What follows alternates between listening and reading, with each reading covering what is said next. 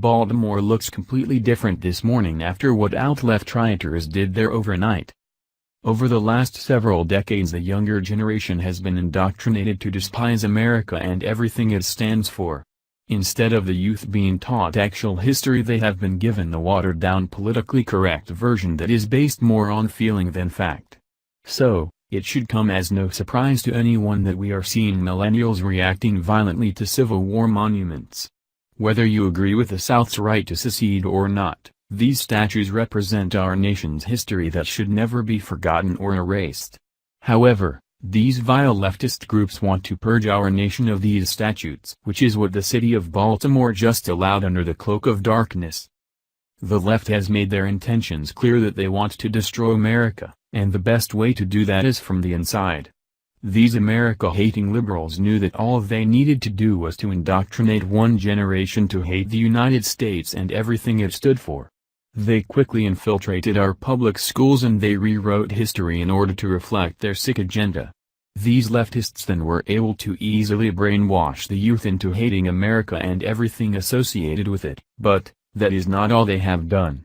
Sadly, these hateful people have also taught these impressionable young minds to despise white people and themselves.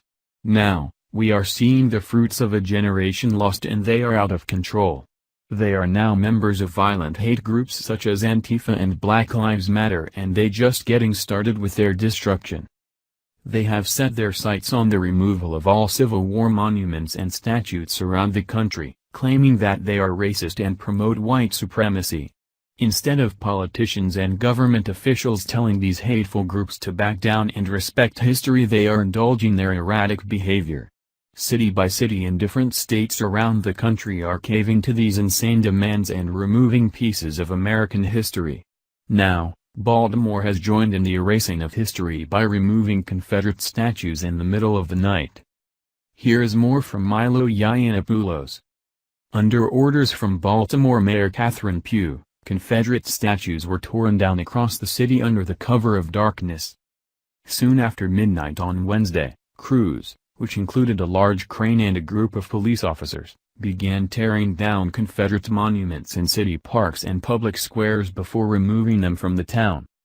The crews used heavy machinery to remove the statues from their bases before loading them onto flatbed trucks.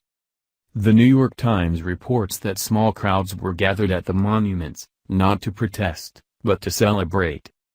Baynard Woods, the editor-at-large of the Baltimore City paper, used Twitter to document the removals and the mood surrounding them. The police are being cheerful and encouraging people to take photos and selfies, Woods said in an interview with the New York Times. The mayor of Baltimore, Catherine Pugh, ordered the monuments be taken down after a vote by the city council on Monday. "It's done," she said on Wednesday morning. "They needed to come down. My concern is for the safety and security of our people. We moved as quickly as we could." Pugh said she personally watched the removal of the statues. The overnight operation was designed to avoid violent conflicts like Charlottesville, the Baltimore Sun reports. "I did not want to endanger people in my own city," Pugh said. "I had begun discussions with contractors and so forth about how long it would take to remove them. I am a responsible person, so we moved as quickly as we could." 4 monuments had been removed by 3:30 a.m. Among the monuments removed were the Robert E. Lee and Thomas J. Stonewall Jackson Monument, a double equestrian statue of the Confederate generals erected in 1948, the Confederate Soldiers and Sailors Monument, erected in 1903, and the Roger B. Taney Monument, erected in 1887. The 4th statue was the Confederate Women's Monument, which was unceremoniously removed from its pedestal. A Twitter user called James MacArthur live-streamed the removal of the Lee and Jackson Monument. According to photographer Derek Bowden, the city's decision was correct, but it takes more to defeat racism and white privilege than the removal of statues. "It's major in its own right, but it's small when it comes to the bigger battle," said Bowden. "It's a bigger battle. This is a small victory. There's a larger issue we have to look at, with being Americans and upholding the Constitution, to protect all people." Residents then proceeded to deface the monument, as well as celebrate on the pedestal. This is absolutely disgusting for anyone that understands history or have any respect for it at all. This war was the bloodiest our country had ever seen, that pitted brother against brother, family against family, and friend against friend. Sound familiar? During the Battle of Gettysburg, the ground was soaked with blood from American citizens who were fighting for what they believed in. Now, of course, we could get into a discussion of the real reasons behind the war, but we will save that for another day.